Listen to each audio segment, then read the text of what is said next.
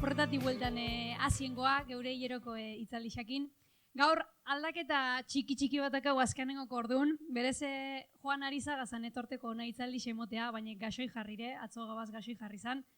Eta gaur goxin haringen gabaten abizatze gaur etorri zen eskabixai, beraz lehenengo eta behin eskerrik asko, azkeneko momentun abizata alan dabe bai esku emotearen, beraz txalo baten gotzau lehenengo eta behin, etortearen. Eta orduan, eurak eukikoz gaurko itzaldixan. Batetik, nere zorrozua, bera algortatik dator, ingurumen zientziak ikasitu zen Euskal Herriko Unibertsitatedin, eta gaur egun Joanen lantaldin dabile doktorego tesise etxen, kalatxo izan ingurun, euran dan, eta euran dieti zelan aldatu dan zabortegi kudeaketakin. Gaur, aurtengo Euskal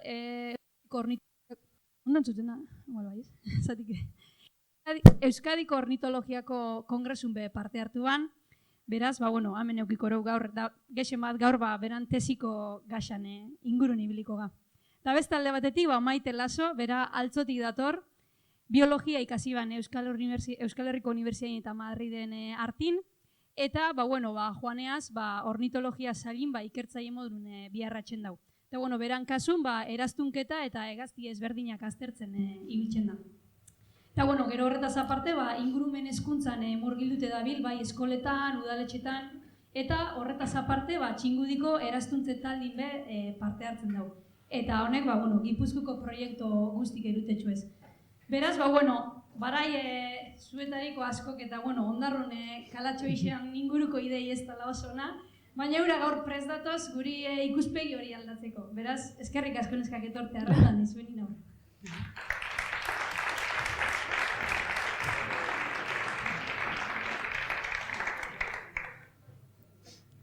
Presentazioa. Ikustean presentazioa. Bitarten, Joanen partez asko sentitzezula, oantxe idatzio eta pena hundikintzeo, baina zen izan dut horri. Eta bestalde esan, presentazioa erderaz izango ala, nahizan eretani euskalduna gea, baina nola ja erderaz eukan prestatu da, erderaz emango deu, eta gero galdera nahi bazu euskeraz, arazoi gabe. Eta ez dakit ikustean. Presentazioa jartzen.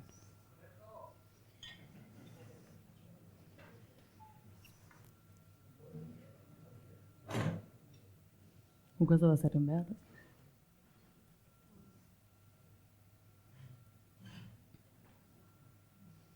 Ya está. Gaur itzengo deu de las gaviotas de Ondarra, que como habéis visto en la presentación de esta charla, son mucho más que pájaros. Y aquí tenéis los contactos, Maite, yo y de Nere, si queréis. Y como han dicho, somos de la Sociedad de Ciencias Aranzadi, del Departamento de Ornitología. En el mundo, hablando de las gaviotas, en el mundo tenemos más de 40 especies. Aquí podéis ver las fotos de diferentes especies. O sea, son bastantes especies a nivel mundial. Y en caso de Guipúzcoa se pueden ver unas 10 fácilmente, incluso 20. Y aquí en Ondarroa podemos ver 5 especies muy fácilmente. Así como curiosidad, en invierno suele haber una gaviota argentea en el puerto de Ondarroa, que es argentea americana, que viene desde Canadá a invernar aquí todos los inviernos. Por eso igual habéis visto alguna vez a la gente con los telescopios en el puerto de Ondarroa, que hay mucha gente que viene porque es un individuo que vive en Canadá y viene aquí a pasar el invierno. O sea, ya simplemente hace el movimiento anual todos los años. Y además ha aprendido y viene todos los inviernos. Por lo que el puerto de Ondarroa tiene mucha importancia en el tema de gaviotas. Además de todas las especies que tenemos, las gaviotas tienen diferentes plumajes. Aquí todas las fotos que veis son de una especie, que es la gaviota patiamarilla, que es la especie más abundante en nuestras costas y es de la que vamos a hablar hoy. Aquí, como veis, son diferentes edades, diferentes plumajes. Seguro que las habéis visto en el puerto y creéis que son diferentes especies, pero esta especie todas son gaviotas patiamarillas. Esta sería un juvenil de primer año y este sería ya un adulto. Entonces cambian a lo largo del año su plumaje y es por eso que parece que hay más especies de las que tenemos. Pero esto sería una especie. Esta es la gaviota patiamarilla. En euskera es Kaia onkauria. y en latín sería Larus michaelis. Es una especie que tiene las patas amarillas y el dorso un poco grisáceo y es fácilmente identificable. Este sería un adulto, que consiguen el plumaje adulto a los 4 años. O sea que cada año van cambiando el plumaje hasta conseguir el plumaje de adulto, que sería este de aquí. Tiene una distribución europea. Ahora vamos a ver un mapa.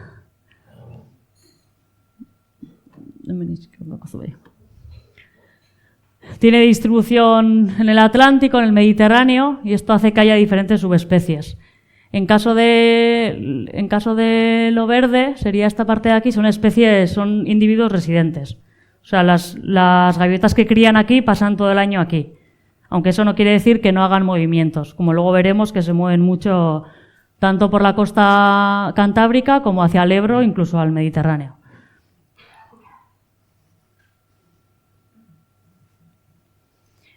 Esto, por lo que ha visto en el mapa, hace que haya diferentes subespecies. La Lusitanius sería la que tenemos aquí. La Michaelis es la del Mediterráneo y luego hay incluso otra subespecie que es la Atlantis, que está por las Azores, Canarias, incluso Marruecos. O sea, es la misma especie con diferentes subespecies. Y es la gaviota más abundante en el suroeste paleártico. Es la que el 90% de los individuos que veis de gaviotas en el puerto serán patiamarillas. Y en Europa se calcula que hay entre 400.000 y 500.000 parejas reproductoras. Siempre se cuentan en parejas reproductoras. En caso de España tenemos 125.000 y en Euskadi se realizaron censos en 2017 y se estima que hay unas 2.300 parejas. Luego ya veremos cómo las poblaciones están descendiendo.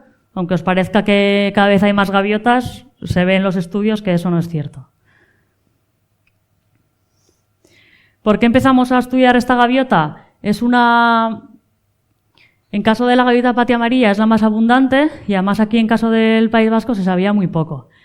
Sí que había estudios en Galicia, Asturias y en otras zonas del área cantábrica, pero aquí todavía no se había empezado a estudiar. Y además había un departamento de ornitología, igual que la estación de anillamiento de Chingudi ya se estaba analizando otras especies de aves, entonces se decidió empezar a estudiar la gaviota.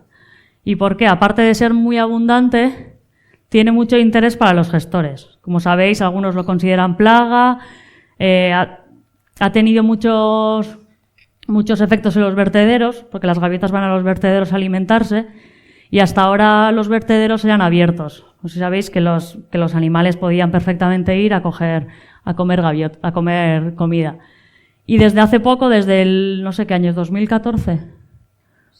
Sí, progresivamente han ido cerrando los vertederos porque hay una ley europea que ya no permite que los vertederos sean abiertos y entonces esto ha hecho que las poblaciones vayan descendiendo y además de eso que sea una especie que es muy interesante para la administración porque tiene que solucionar ese problema de lo que han tenido de los vertederos y ahora el cierre ese que hay.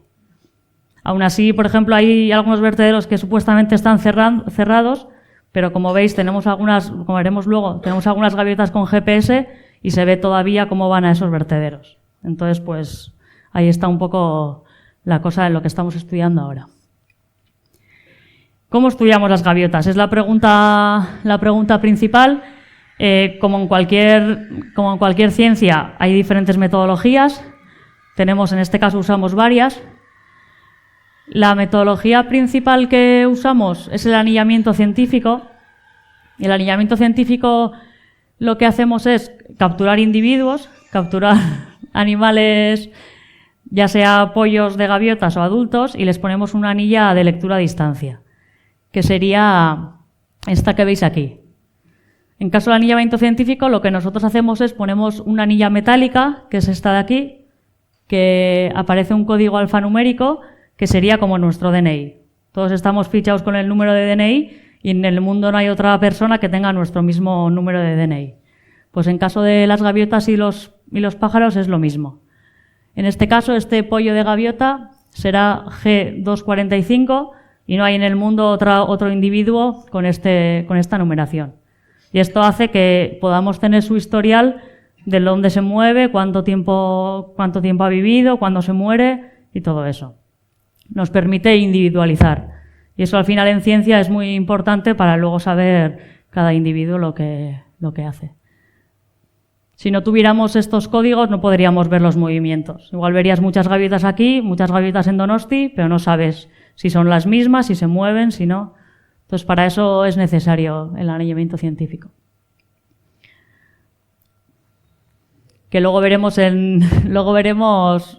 estas lecturas de anillamiento donde en la página usamos la página coloring.es, que luego veremos cómo se utiliza. Otra metodología que usamos son los GPS. Hoy en día la tecnología ha avanzado muchísimo y ya se usan dispositivos GPS para poner a los individuos. Ya sean cualquier tipo de animal o en caso de pájaros hay GPS de 1 gramo, incluso 1 gramo, que puedes poner ya a individuos muy pequeños. En este caso aquí podéis ver, esto es un GPS que lleva una placa solar, por lo que la batería se va alimentando y puede durar unos 2-3 años y nos da la posición exacta del individuo. O sea, si está encima de una casa se ve perfectamente en Google Earth. El GPS tiene un error de 3 metros, por lo que se vea. Podríamos entrar ahora en el sistema y ver dónde están nuestras gaviotas ahora mismo.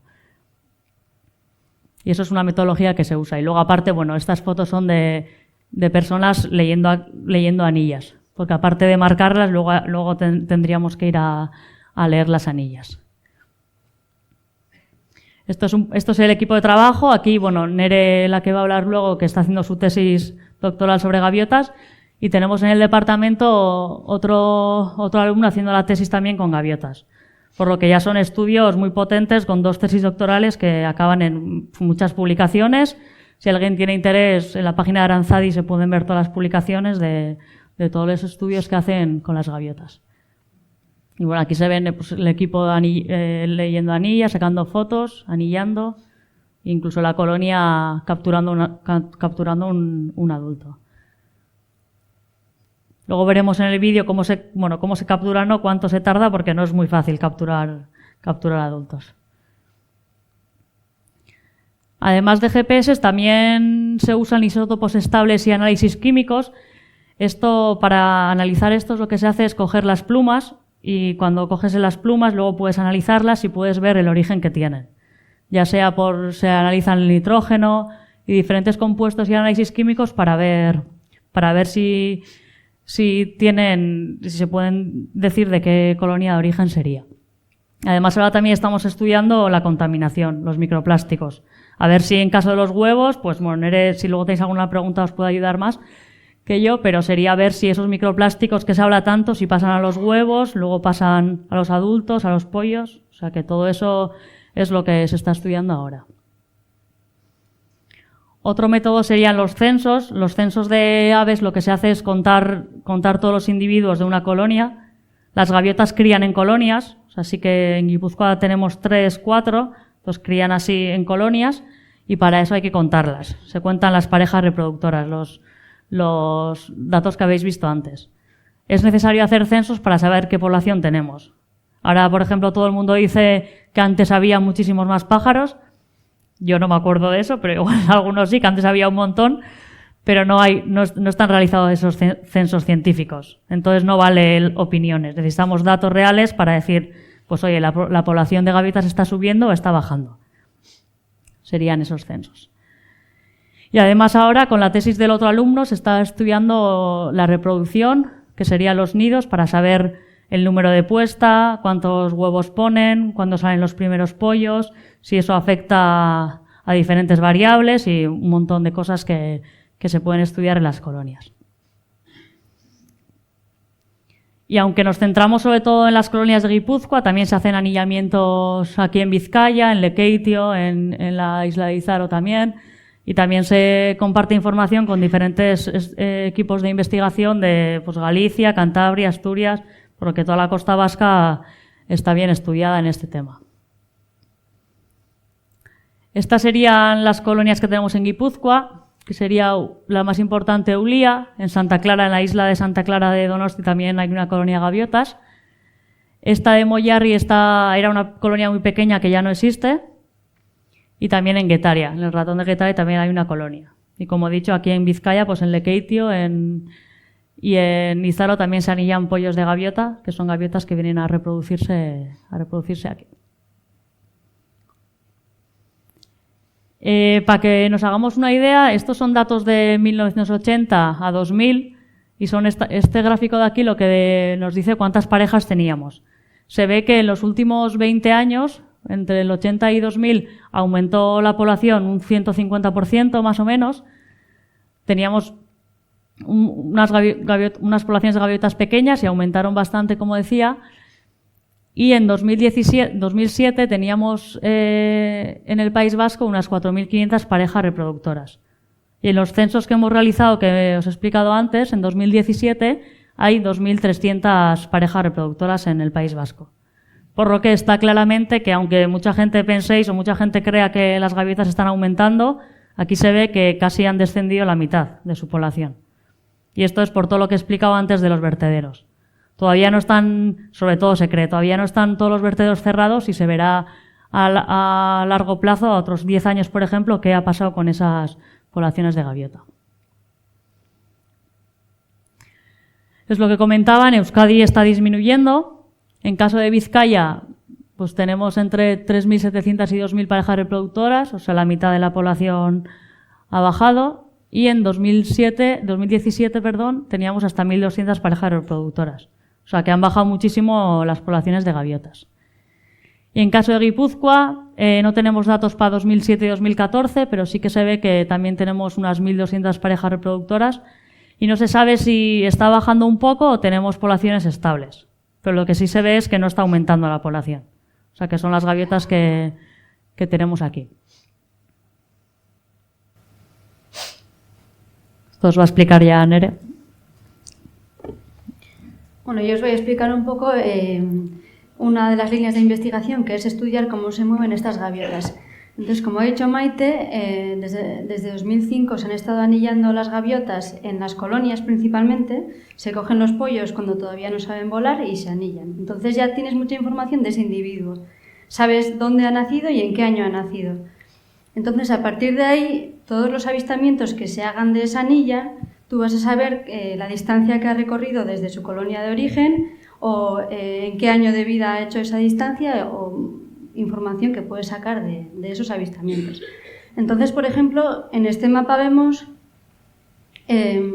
todos estos puntos son avistamientos que se han hecho de gaviotas que se han anillado aquí, en esta colonia.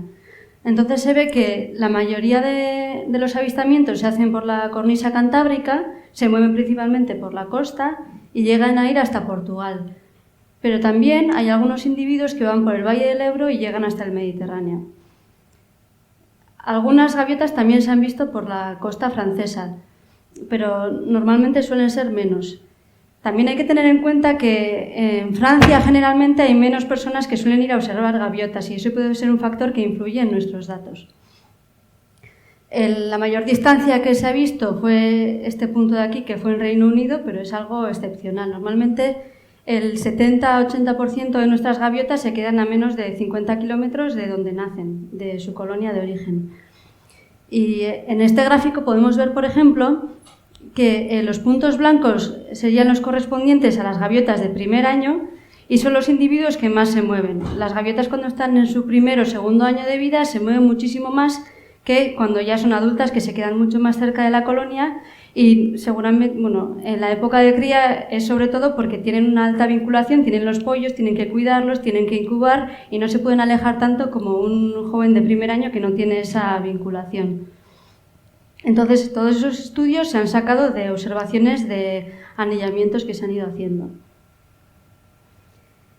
Y como os he dicho, bueno, este sería un estudio concreto y se ve como los anillamientos de una colonia pues, se vieron mucho en la costa de Portugal y algunos fueron atravesando el Valle del Ebro hasta llegar al Mediterráneo. Bueno, esta es una gráfica que se hizo también a partir de ese tipo de datos. Entonces, aquí vemos el número de observaciones y esta sería la distancia en la que se ha visto cada una de esas observaciones. Vemos como la mayoría de las observaciones se vio a menos de 50 kilómetros de donde nació ese individuo o de donde estaba criando, ¿no? y ya son unos pocos los que se alejan más de la colonia. Luego, como os ha dicho Maite, la tecnología va evolucionando, entonces en los últimos años hemos tenido la oportunidad de poder colocar unos dispositivos GPS en adultos en alguna colonia. Estos datos me parece que son del año 2017, que se pusieron unos 10 GPS, y fijaros de todos los puntos que nos dan esos 10 GPS. O sea, imaginaros que en unos meses tenemos igual 20.000 localizaciones y es igual la misma cantidad de datos que teníamos solamente en 10 años de avistamiento de anillamientos. Entonces nos da muchísima más información. ¿Qué pasa? Que los GPS son mucho más caros si igual colocas solo 10 GPS en un año, mientras que igual anillas unos 500 individuos en el mismo año. Entonces es información complementaria. Entonces aquí veríamos, esta sería en la colonia, el punto este es la colonia de Guetaria, esta es Santa Clara y esta es Ullía. Vemos cómo hacen los movimientos, que se mueven sobre todo por la costa, en el mar, pero aquí están los vertederos de Zaluaga, que es en Sempere, en Lapurdi, y este sería el de Sasieta, que es en Beasain. Este ya está cerrado y este no. Pero veis cómo aún así se siguen moviendo a los vertederos y aprovechan, para ir a Beasain, aprovechan sobre todo los valles fluviales para ir allí. No van por encima de los montes normalmente, sino que aprovechan los valles, ¿no? Entonces, se puede obtener mucha cantidad de información de los datos GPS. Aquí no aparece, pero también podemos obtener información de qué hábitat utilizan, dónde van a alimentarse, dónde van a dormir o cómo se van moviendo. Otra información complementaria que nos dan los GPS y que no nos pueden dar las lecturas de anillas es, por ejemplo, en zonas de difícil acceso o donde no hay observadores, con los GPS vamos a tener información, pero con los anillamientos es más difícil. Por ejemplo, en el mar sí que tenemos alguna observación de anilla, pero es mucho más difícil obtener todos estos puntos porque apenas hay observadores en el mar que nos van a mandar lecturas de esas anillas, mientras que los GPS igual te están mandando información cada media hora y sabes dónde está exactamente ese individuo.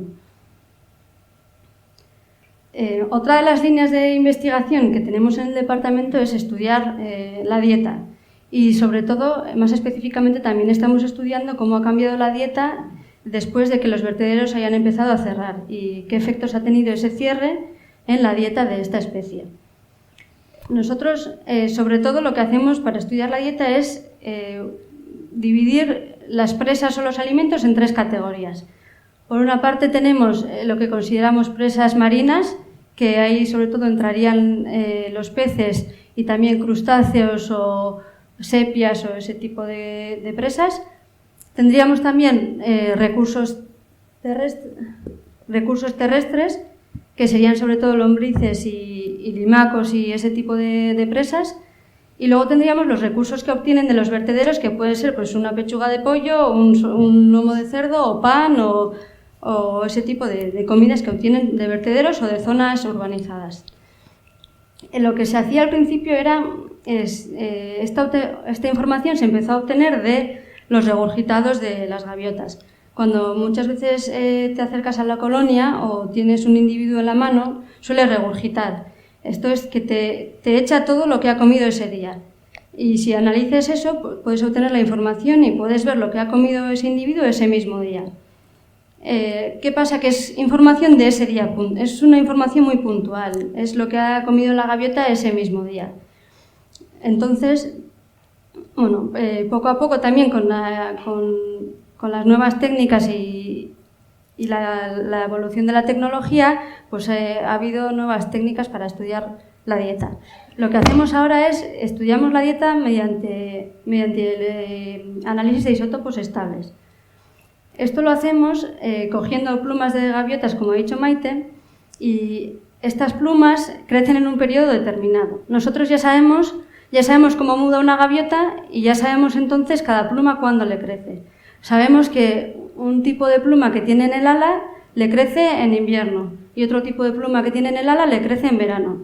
Entonces, si analizamos, por ejemplo, una pluma de las que crece en invierno y otra pluma de las que crece en verano, sabemos la dieta que ha tenido en verano y en invierno, analizando los isótopos estables de esa pluma. lo que obtenemos con esos análisis es una estimación de la dieta y en qué proporción se ha estado alimentando ese individuo de recursos marinos, de recursos terrestres y de recursos de vertedero. En este caso, aquí sería la proporción que va de 0 a 1 y aquí tendríamos los recursos marinos. Por ejemplo, la colonia de Guetaria en 2009 se alimentó en un casi 60% de recursos marinos, un casi 20% de recursos terrestres y un 40% de recursos de vertedero. Y esa es la información que obtenemos a partir de las plumas. Además, hay que tener en cuenta que es un método que es muy poco invasivo para el animal. Aquí vemos el estudio que hicimos cogiendo plumas antes de que cerraran los vertederos, sería en 2007-2009, y después de que cerraran los vertederos. Entonces, lo que tenemos es aquí la proporción como antes. En el 2007-2009 los vertederos estaban abiertos y entonces se alimentaban en más de un 40% de recursos marinos, en un casi 20% de recursos terrestres y en un 50% de recursos de vertederos. ¿Qué pasó? Que ya en 2014-2016 casi todos los vertederos de la zona estaban cerrados. Entonces tenían menos alimento en estos sitios y su dieta cambió. Pasó que los recursos de vertedero, como veis, descendieron bastante y ya en esta época se alimentaban un 30% de vertederos y hizo que subiese mucho el consumo de presas terrestres, eran sobre todo lombrices lo que veíamos, lombrices, y los recursos marinos también bajaron.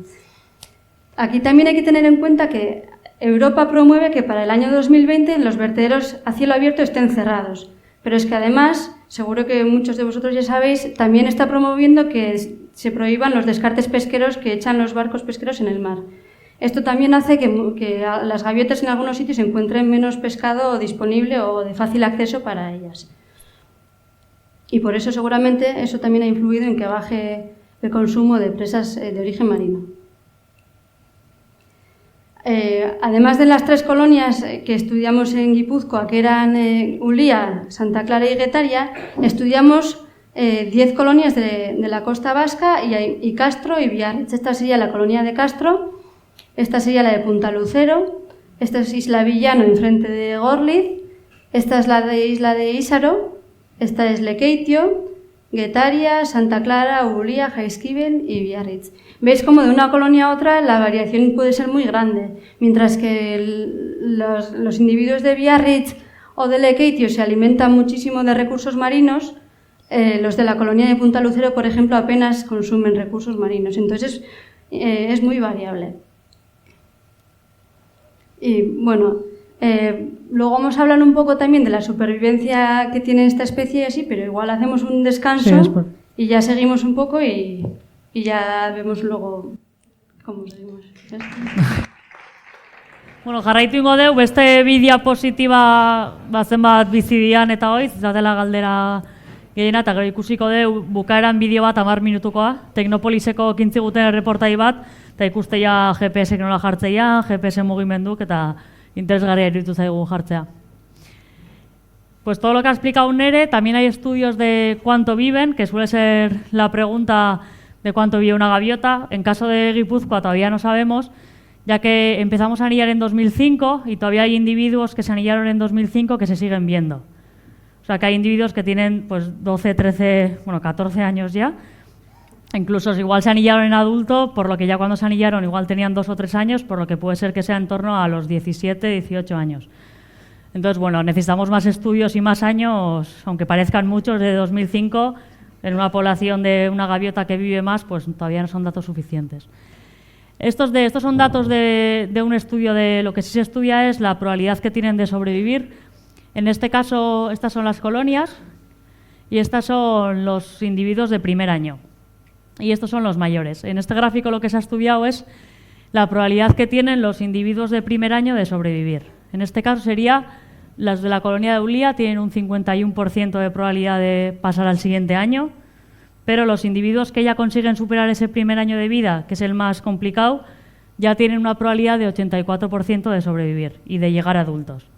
Por lo que en la época crítica sería el primer año de vida, que es cuando salen de los nidos, algunos saltan igual del acantilado al mar, entonces en ese periodo tienen mucha probabilidad de morir, pero en cambio si superan ese primer año, pues ya las probabilidades en las diferentes colonias desde 84, o sea, en torno a un 80% de probabilidad de sobrevivir. Y luego ya esa probabilidad aumenta.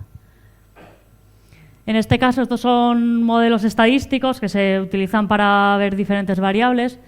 Y en este caso también vemos la supervivencia, que sería hasta el 100%. Y aquí tenemos la medida del tarso. El tarso de un pájaro es la parte esta de aquí de la pata.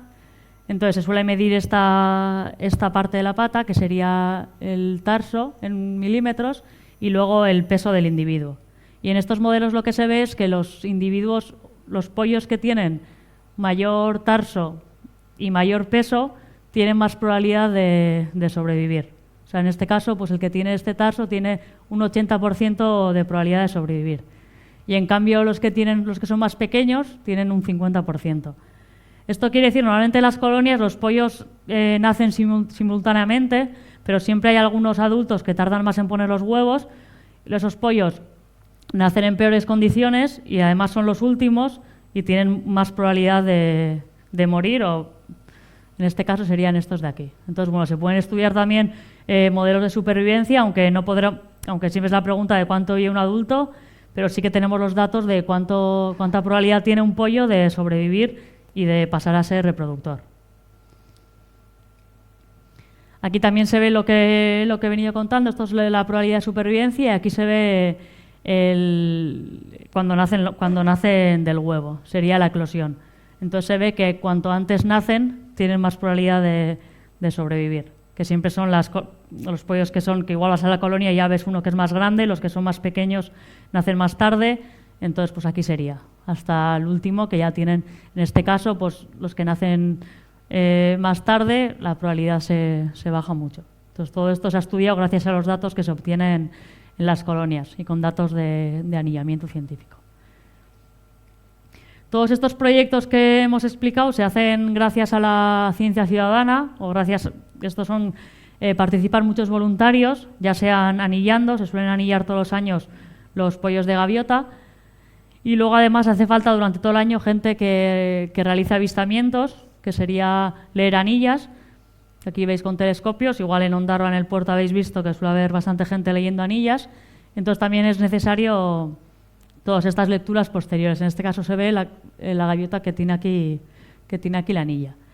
Todos estos datos de avistamiento se meten en coloring.eus, que ahora veremos cómo se obtienen los historiales.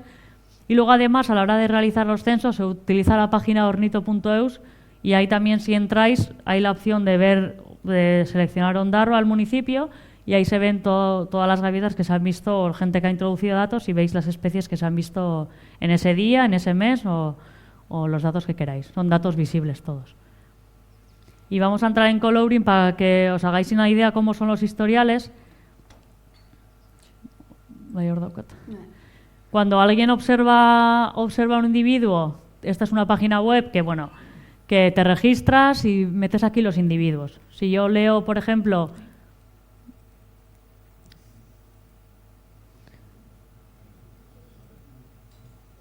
voy a saldo.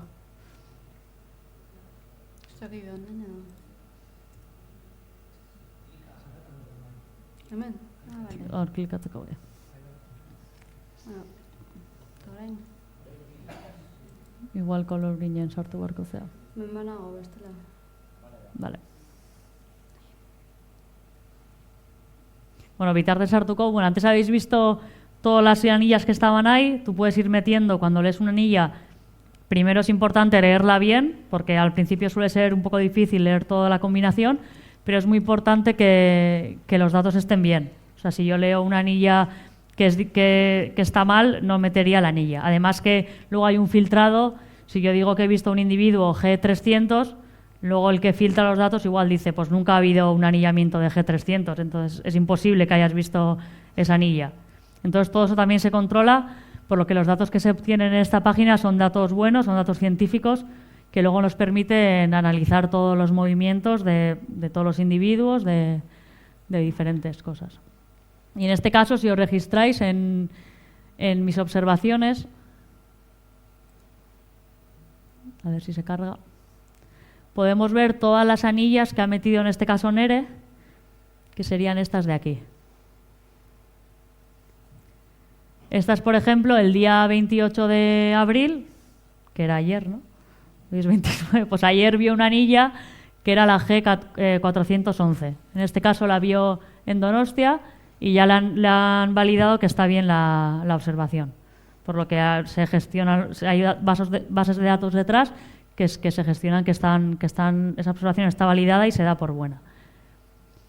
Y por ejemplo, si le dais ahí al historial, se ve ese individuo donde fue anillado, que es el punto verde, se anilló en 2007, o sea que ya tiene 12 años, y se ve luego los movimientos que ha hecho durante este tiempo. Para tener estos mapas hacen falta que haya observadores viendo, es lo que decía antes. Los GPS nos dan, por ejemplo, datos cada media hora sin necesidad de que haya un observador. Y en este caso pues se ve los movimientos de... Pues esto es Donosti, y esto será Jaizkibel, ¿no? Me imagino Ulia. Y ya como se van hacia Francia. El vertedero. ¿Este es el vertedero? Sí. Pues se ven datos de gente que suele ir a observar gaviotas al vertedero. Y luego los siguientes, usted también ha hablado. Esta es, por ejemplo, otra especie que se anilló en 2006. Ha tenido todas estas observaciones y se ve cómo se ha movido, y esto creo que es Ondarroa, ¿no? Si se hace zoom, se puede hacer zoom.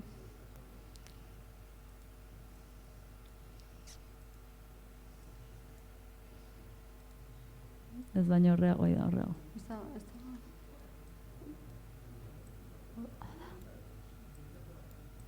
No, nos hemos pasado, ¿no? Esta anillarik Ondarroan. Ondarroan non dago, kasu honetan, bueno, en Ondarroa no tenemos ninguna observación. Creo que es la siguiente. A ver, no. Eso es Ondarroa, ¿no? Eso sí. Pues en este caso, esta gaviota fue observada en Ondarroa, en el puerto de Ondarroa, y es por eso que sí que ya se sabe que el puerto de Ondarroa recibe muchas gaviotas, y de esas gaviotas muchas están anilladas y nos permite estudiarlas. Pues en este caso se anilló en Donosti, ¿no? Sería esta de aquí, este punto de aquí. Isla de Santa Clara. En la isla de Santa Clara, la isla que tenemos en el centro de la bahía de Donosti, que la anillaron en 2012 e incluso viene aquí muchas veces a alimentarse. Por lo que para que os hagáis una idea de todo el movimiento de datos que nos facilita el anillamiento. Está ya PowerPoint. Y esto, bueno, como he dicho, gracias a los voluntarios y toda la gente que participamos en estos proyectos. Si hay alguien que quiere participar, pues tenéis nuestros correos, nos podéis escribir, ya sea leer anillas, porque leer anillas, aunque hace falta aprender un poco, no tienes que ser un experto en aves, porque leer un código que pone ahí, en principio sabemos todos. No hace falta decir la especie, porque si lo sabes está bien, pero si yo leo bien el código, ya el dato de la especie lo tenemos del anillamiento. Entonces, si alguien leéis alguna anilla o sacáis una foto con cámaras o con telescopios, podéis enviarnos a Aranzadi si no os registráis en Coloring, y ya quedan ahí registradas vuestras observaciones o todos los datos que tenemos disponibles.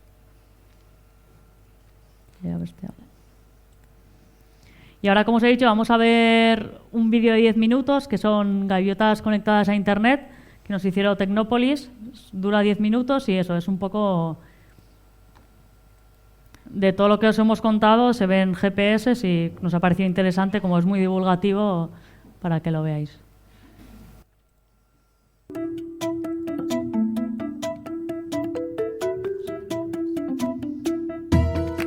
Begibistakoa da internetera geroz eta konektatuago bizi garela, eta ez ordenagailuen edo telefono adimendunen bitartez bakarrik.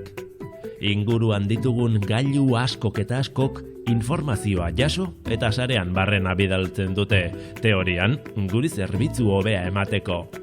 Gauzen internet izenez ezagutzen dugun hori gainera izugarriari da zabaltzen.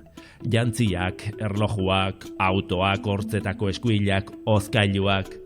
2020 urterako 21.000 milioi izango omen dira internetera konektatutako gailuak. Eta esango banizuek gauzen internet delakoak animaliak zaintzeko ere balio duela. Hala da, gaur Teknopolisen kaioak harrapatu behar ditugu. Sarera konektatutako GPS. Interneta, no?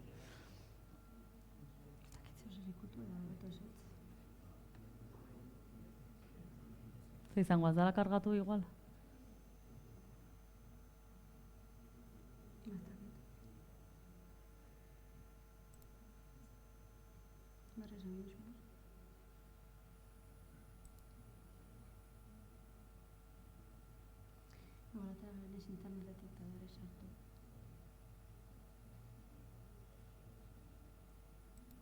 Igual goratik dago jartzea edo? Vale.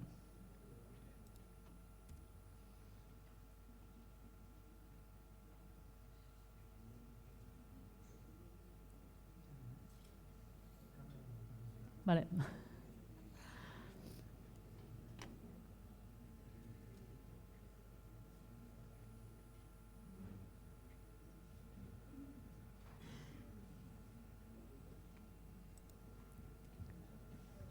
Kablea botako digula. Takit bota duen.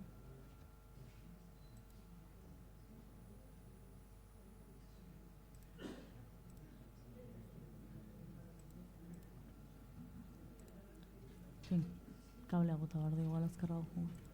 Aldo zuen sartu barriro? Bai, hor ba. Bota.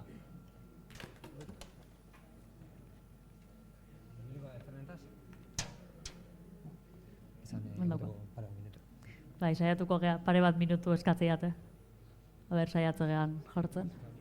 Hemen. Horda erderazko bideo jarri ez dago beste baten euskarazko. Edo horre goian igual euskara duen. Bai, euskarazko. Bale, euskarazko, bale.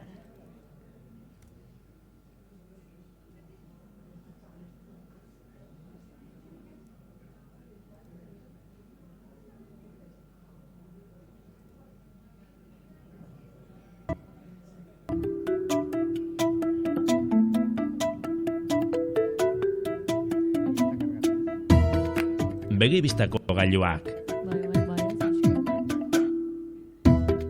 Eta esango banizuek gauzen internet delakoak animaliak zaintzeko ere balio duela. Hala da, gaur Teknopolisen kaioak harrapatu behar ditugu. Sarera konektatutako GPS gailu bat jarriko diegu eta aske utziko ditugu berriro. Zertarako hori guztia dena esaten badizuegu ez duzue saioa ikusiko. Az gaitezen!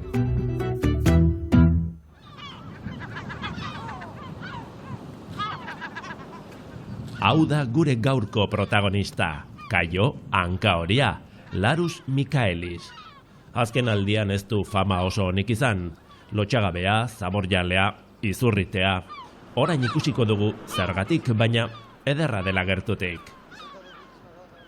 Orduan hori izango gauza, jendeak hurbilagotik ikusi beharko dituela ez dakit.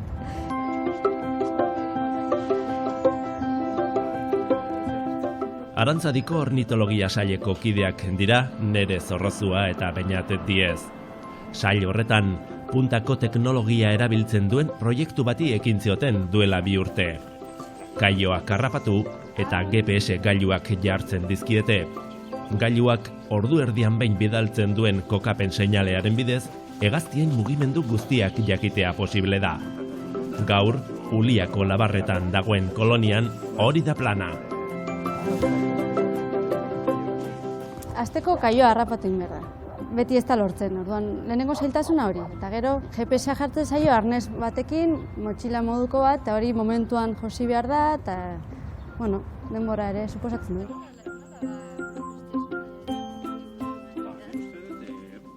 Mila 1980ko hamarkadan zabortegi irekietara eramaten zen sortzen genuen zabor guztia, eta itsasoan arrantza bazterkinak ugariak ziren. Kaioa animalia oportunista da, eta baliabideak eskuratzea erraza denean populazioak gora egiten du. Halaxe egin zuen kaio kopuruak, orratx arazoa.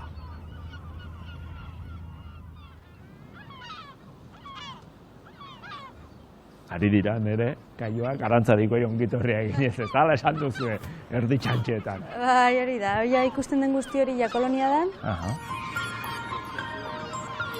Baina egoera aldatu egin da. Zabortegiak ixten ari dira, eta Europatik datozen zuzentarauek arrantza bazterkinak murriztu dituzte. Kaioek ez dute, garai batean bezala, elikagai erraza eskura. Zer jaten dute orain, eta non? Hori da ikerketak argitu nahi duena.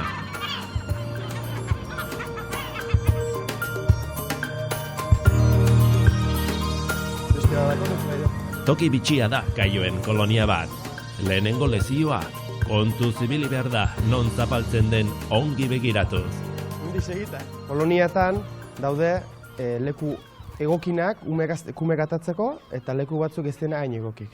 Orduan koloniatan leku egokin horiek okupatzen dituzten gaztik izaten die zaharrenak, kaio zaharrenak.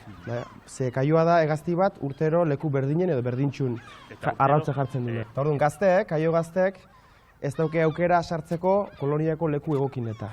Orduan saiatzen die umek komatzen pixkate kanpo. Beraz, kolonia zabaltzen doa. Gizakien kasuan bezala, gazteak ospa egin bat dute. Eixerik ez da, hala, segi. Bai, horazko bat entzagara, beste. Ospa.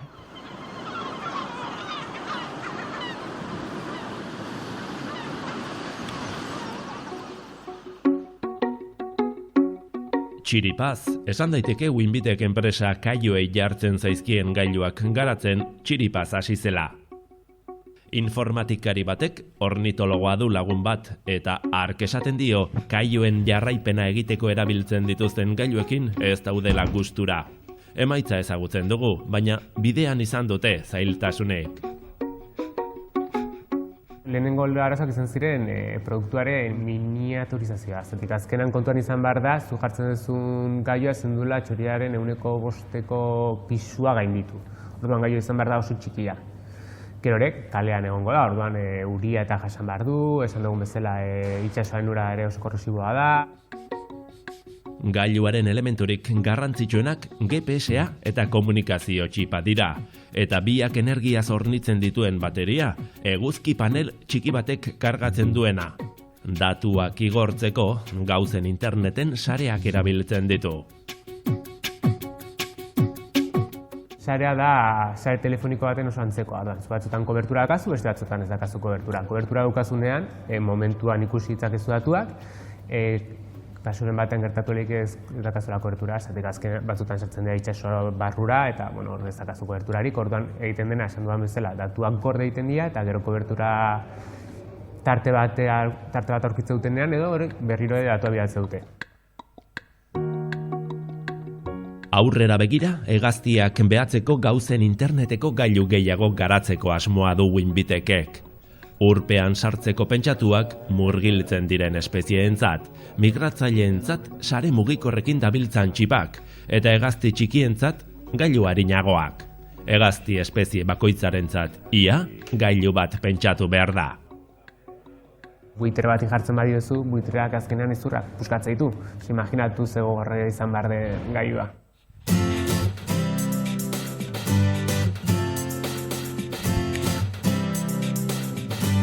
Kaioei trampak jartzeko ordua iritsi da. Arantzadik kala eskatuta, ez ditugu trampak erakutsiko. Izan dira kolonien kontrako erasoak, eta ez da ideiarik eman behar. Kaioek tamalez etxai asko dute, eta ez denak naturalak. Trampa guztiak jarri orduko, kaio bat erori da jarri dugun lehenengoan. Pentsatzen goiz guztiak egon beharko dugu, trampan kaio erori arte, ezta? Batzutan ebaliru gordu eta ez erortzen. Eta gaur jarri gu eta bere alaia erori da. Eta horregatik dago nire irrifa hartxu. Hor dago. Azkar ibili behar da kaioak ahalik eta gutxien sufritu dezan.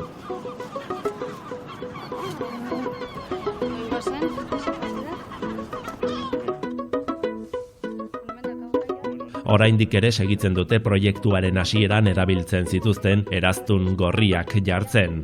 Behin jarrita, kokapena jasota gera dadin, kaio eraztunduna non ikusi den jaso behar da.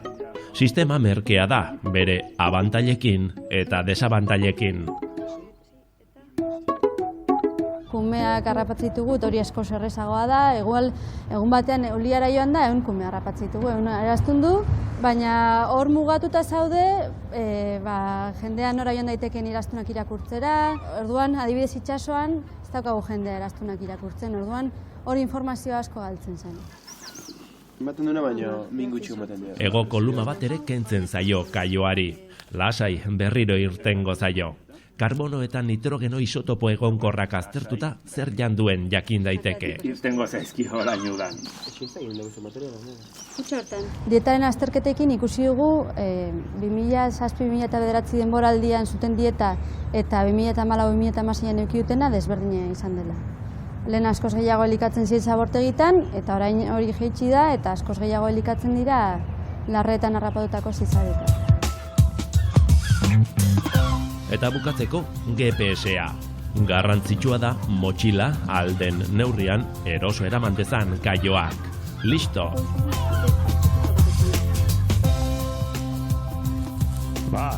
Kamera grabatzen. Bi.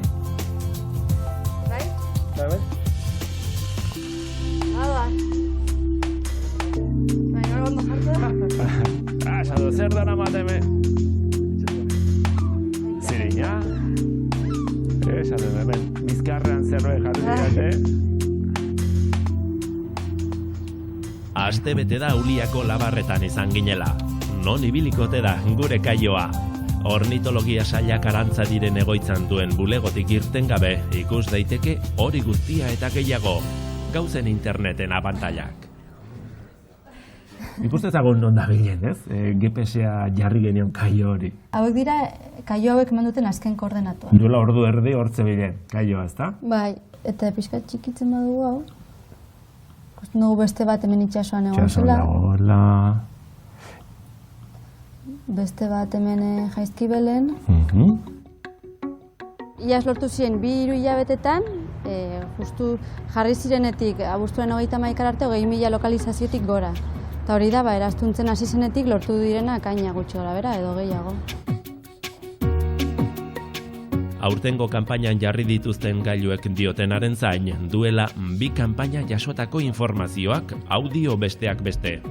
Desente bidaiatzen dutela, Baionaraino eta aleren bat Kantabriaraino ere bai. Beasaingo sasi eta zabortegia itxituten arren, oraindik aurkitzen dutela jatekoan, eta ene bat errepidearen gainetik joaten direla ara.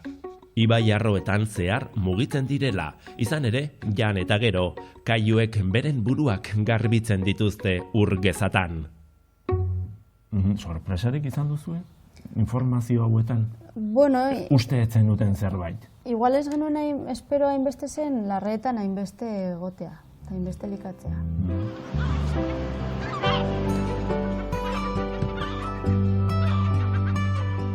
Bueno, jakinda haien igoera, batez ere zabortegi esker edo eman zela, zabortegiak izten dituztenean eta elikagai hori eskuragarri ez dutenean eukiko, segurazki populazioak pixka bat behera egingo du, baina gero egonkortuko da, naturalki ekiko dituen baliabideen arabera.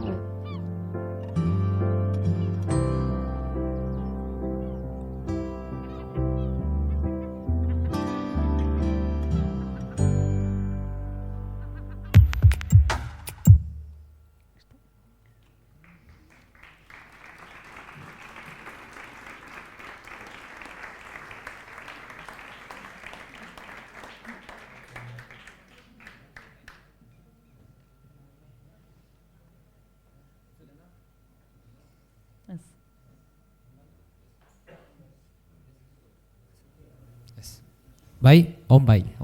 Bale. Oso interesgarri. Betiko latxeik galderantzako tarte bat zabalduko. Nagorek dauke mikrofonu eta gauza bat astu azta, ontsen nagorek abizaztata. Burujon gazta. Euraz gain, a falta de 2, 3 dakauz, gaur, 3 aditu dakauz hemen, bera bebai Asier Aldalurde, bera etorten da, ondarrure behaketak eitxea, eta MSS eskatuko zau altzateko eta berba batzuk botateko, ero kontateko ondarrun dauken esperientzixi. Kaixo, arratsaldeon. Bueno, espertuak hau dira, baina, bueno, gu eskua botatzen da saiatzen gara. Bueno, esan behar da, Ondarrun, munduko mapan eta kaixo eta ornitologo sare asko plaza horrela bihurtu dela. Eta, bueno, guri asko aportatzen du puerto honek, gehien bat kaixo saria danentzako, guk hasieran betzatzen genuen, kaixua kalatxo horixa klase bakarra zala, baina pixka seginan arakatzen, eta seginan, klase eta espezie pila bat daudela, asko eraztun dut etortzeiala, eta, asko Europa iparraldetikan, beste batukan Europa ekialdetikan, gero espezie ezberdinak, gero lanak gero ateatzen hasi ziren pixkanaka, eta, gero eta gehiago mundu honetan sartzen guazen bezala, gero baita ere kongreso txiki batzuk ere antolatzen hasi ginen, kaixuak indagixo sakontzeko, eta bi urte jarraian urtero egin ditugu pareba kongreso txiki, eta hori da gehien bat, Ondarrun nola onduan dagoen, kanpotik jendea etortzen nian, txarratik aparte, gero hone etorri, eta, goiza pasa, eta espezie ezberdinak atera, eta aztertu pixka, eta horrela. Baina aurrea begira, oain azaroan, pentsatzen dugu, mundu mailako IGM International Gumbitin antolatzea diko arantzari, eta hori gizton apostu potenti izangoa, eta horretorreko seguruna munduko aditu ondilenetakoak kaixuak horrela. Eta horre Donostin izangoa, baina Ondarrua hemen onduan eukita, hemen bueltak abiliko ornitologo pila bat seguruna. Hemen Kristono aukera ematen du, Kantabriko osotik nik uste puerto garantitzuna dela. Hori peloti etxire, hemen, Egiz esan, peloti etxik, baina beti eskuzabal hartu getxo, beti kamarakin, teleskopioakin, perrendizozko bardanean, behin ez da arazoik ganeon, eta bertakoak ere beti posik ganeo. Naiz eta kalatxo hori beti, fama txarra, kakaiteu, eta normala bezala, nazka inda jendea, baina beti jendea respetuz da... Claro, baietz. Eskerrik asko. Txalo txiki bat emotza bai, berai. Eta hon bai, galderantzako tarte bat hori ingo. Betiko latxeik, nagore tauke mikrofonu, bat emateke nahi baro galdetu. Tartiak hau.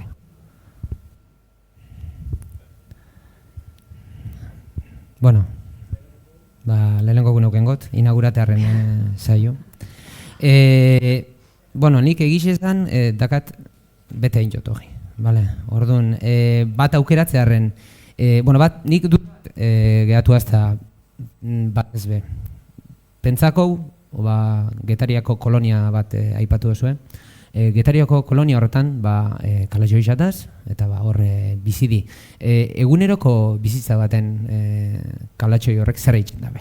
Nahi dut esan, zenbat desplazaten di egunero, adibidez.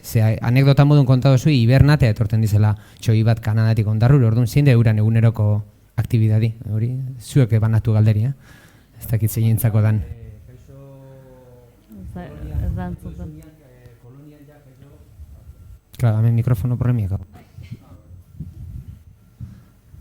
Kolonia komentatu ezuela, normalia koloniako egia da, kaixo heldua, orduan hori normalian azaroako ia jartzea kolonian, behien itxia esango litzaken tokian, eta agosto bukaera alde arte horrela beti kolonian itxatzita goteia. Bere kabia, bere pareja, zaitzen, eta bere kumia. Baina gero neguan normalian desplaza hueiteia eta hor zehar moitzea. Heldua izanekan, heldua normalian gutxiago moitzea eta 50 kilometro inguruan. Gaztia jaiotzeanian askoze gehiago moitzea. Ameriketako hori komentatu ezuna, hori eotean neguan bakarrikan. Hori Amerikan horreia ez dugu ikusten ja. Hori ja junda bere tokira, bere etxea, esango litzakena, bere kolonia, eta bere parejakin kumia horreatako du, eta behin ja eginkizun hori egin ondoren, gero neguan negutzera teatzea. Kaixo batzuk, guriak ez dira beste moitzen, baina hone etortzean asko beste espezie batzuk kua dira, eta horiek Europa iparraldetik etortzeanak, horiek kilometro asko egite du. Horiek negu osoa pasatze dute, igual Afrikan edo horrela.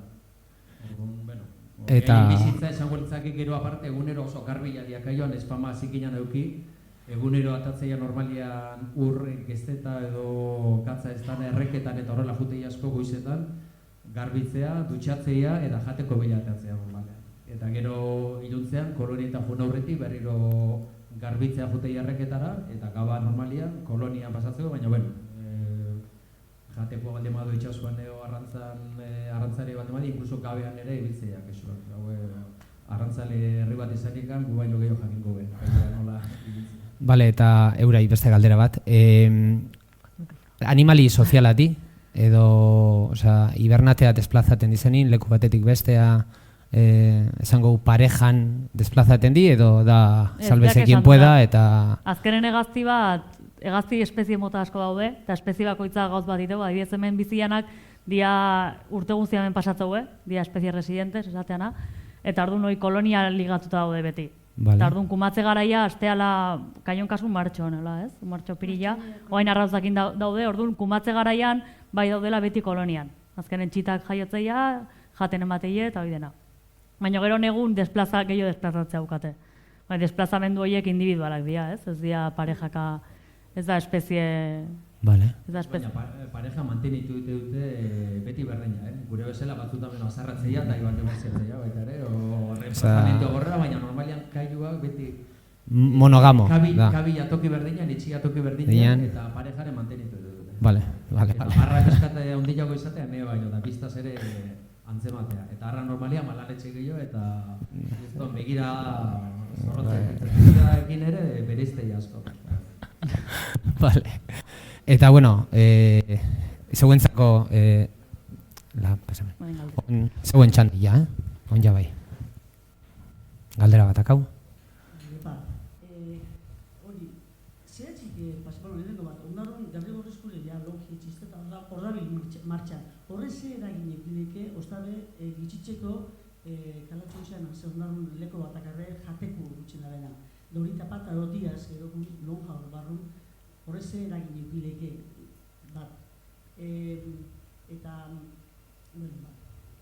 beste bata, zehatzik ondarrun, egoten diz horren beste kalatxorik osaldin agertzen diz, gesenak, egoten diz egun guzti, eta beti idutzi, danak, orko bidea, lekatxoko bidea duten diz. Hori ze otxura da bakarrik, hemen egon pasa egun guzti, da gerokun antzir putiaz.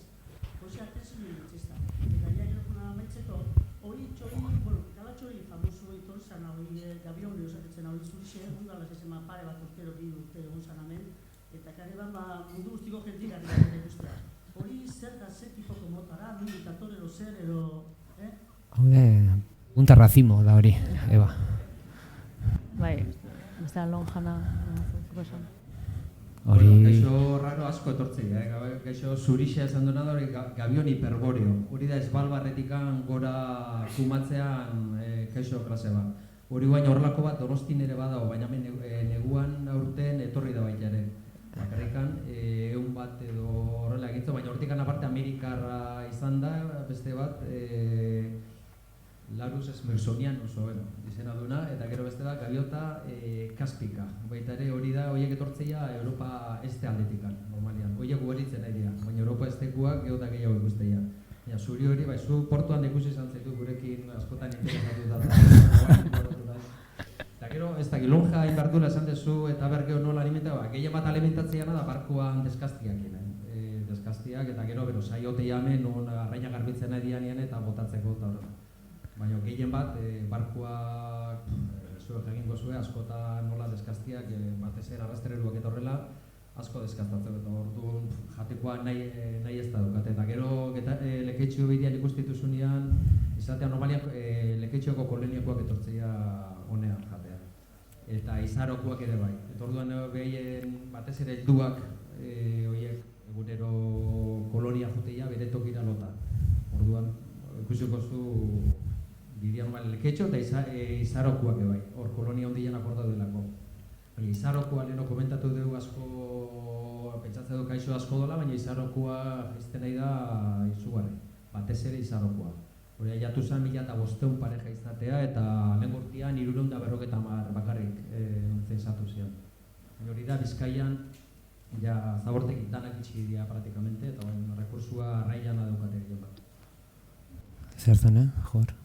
Bai, azkenen, nola esan delen, ornito.eu zen, dago aukera sartzeko ez espezie ikuste egiten, orduan, espezie arraro bat ikusten bada horra azaltzea, orduan inguruko ornitologo guztik edo beak esan duna Europatik etortzeanak bakite ondarrun daola espezie garrantzitsua Kanadatik etortzea, orduan mundu guztia etortzea honea. Osea, que teknologia berrikin bai ikasi deu informazio partekatzen da.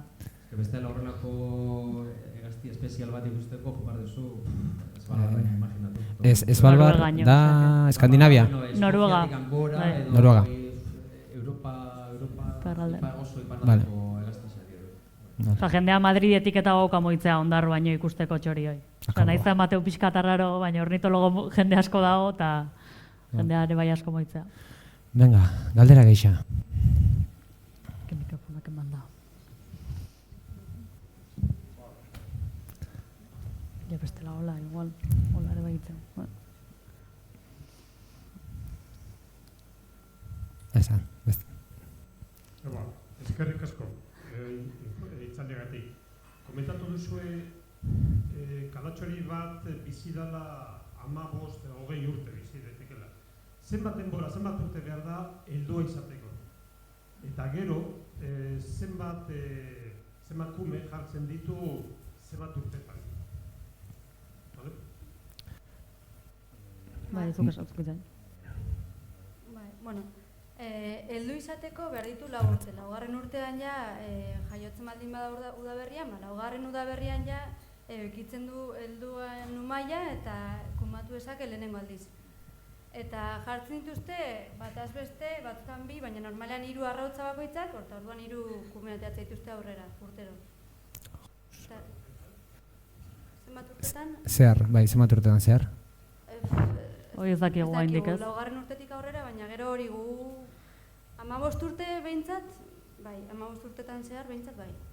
Bai, oentxe dakagu Ulian, Galizian erastundutako kaio bat, hemen kumatzen nahi dana, dazka 19 urte, eta urtero jartzeu bere parejakin, 2 txita.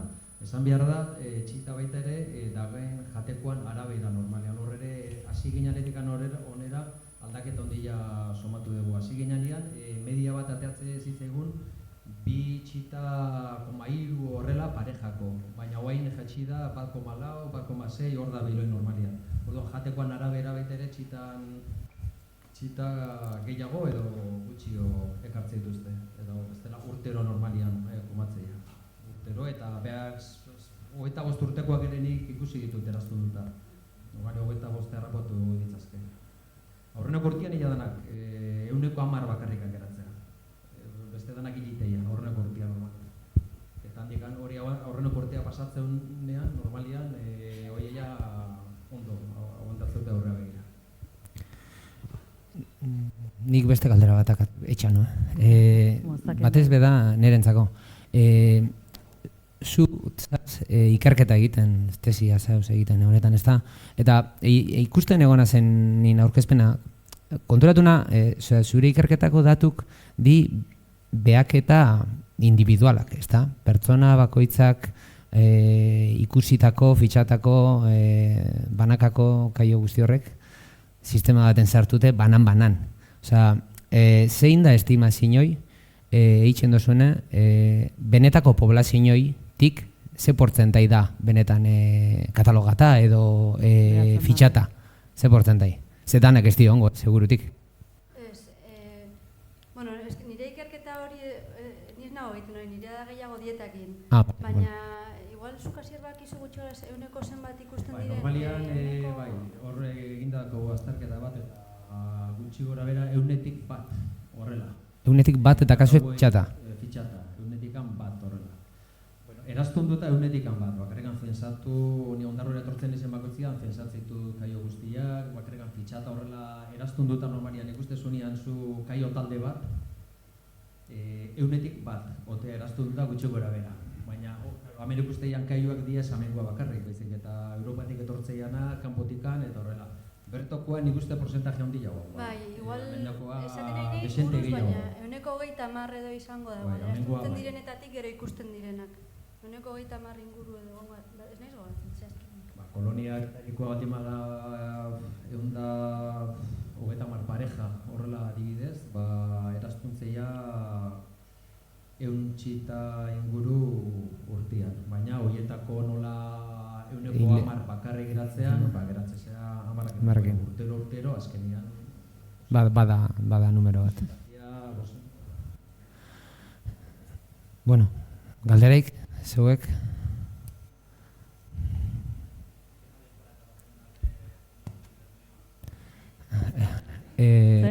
Entzun duzu? Ondarrutik Bermeoa juten. Ordu erditik bera, igual. Gutxiago. Gure GPS-ko datuek ematen dituzte ordu erdiro puntuak, eta ordu erdin, igual Donostitik Senperera joan daiteke. Orduan, ordu erdi, baina gutxiago. Bizkor. Bai, hor GPS-ekin, adibidez, Amerikan kostatik Madrida, zartzea 3 ordu terdin, horrela kalkulatzea. Kontuan izan behar da, kaixuako indaudela Madrideko bidiara ikasi dute. Nun gutxien arreziklatzean, antxe daude kaio gehiena. Eta Madriden aztakeri bat iko da. Lehen gortean pentsatu zituen 125.000 kaixo. Ez dira, amengo kaixo berdinak, Amengo dira kaio hankauriak eta dira kaio beltzak. Europa iparraldetik datozenak, baina ja negua pasatze dute Madriden. Horietako askoek zabortegi keragarria daude eta jana nahi ez da. Abarra. Eta orduan askoek GPS daukate horiek eta ikustea askotan Kantabriko namen geratzeia eta GPS bitartez jarraituta 3 ordu terdin horrela sartzeia igual Asturiasetik a Madrida. Eta izi alde bat daukate edo segun, diferentzia baina alde, ez dela Kristo Melosia. Joe, mundu bat, bera bakarrik. Bueno, galdera geixaz bakau, badakau beste galdera bat. Honekin ingo dauta jazta, ez? Honekin ite dauta jazta. Ja. Gatzalde hon dazkarrik azkortu. Bueno, nik nahi duten reflexioi bat alimentazioa gora bera. Osea, kalatxo izan alimentazioa gora bera. Ez da bereziki bertederun gora beri dela. Nik usteo kalatxo izan guztitan toparagoela hor alimentazioa bat erreza. Porque itxosoko txoixak beti bizi izan di arrantxik izaz. Kardubenak, Alcatrazak, Martinak, Txartelak, euskara zadetzau, igual izenak desbarriak izan hori. Osea, hau hon bajaeri dakarrena horre kalatxoixak zazuna bertaderu bitxieran, bajaen habitata ez da. Nik uste hori momentoko gauzi izan direla. Osea, ala larga horrek evoluzioa egorau, dajun gora lehenea. Porque bestela ni ze jaten bin kalatxoixak egizazemik ez benin produziten aukaka guzti hau. Bai, hori da gertatu dena. Igozien asko zabortegiak ugaritu zirenean. Baina hain izten hasiela, hasiera geizten berriz populazioa, eta orduan helduko momentu bat egonkortuko diela, eta dituzten baliabideekin egokituko diela. Hori gertatuko dela uste dugu bai. Baina igual da bai hasiera baten ez ala horren beste hasiera bateko poblazioi, gero bertederu gaitxik altza izan. Eta hon barriro da, ez, lehenea bueltate. Osea, ez da, la poblazio hori ez da mantenduko, ez? Ja hasi da geizten, eta osatzen dugu bueltatuko dela naturalki biberko lukeen populaziora. Osea, ez da la barriro igoko gorutza. Ez, leheno grafiko baten jarri deu, 80-etik 2000 hilozan 150, 150. Bai. Eta hori izan zen azkenen zabortegigatik. Ordu noain naturalki jetxikoa, eta azkenen gure gizakian kulpagatik hilozan hainbeste, hainbeste kaio zoden, da bain jetxikoa eta naturalki daukatenak bizitzea, horiek gatuko ja eta jazta. Beste galdera bat akauana.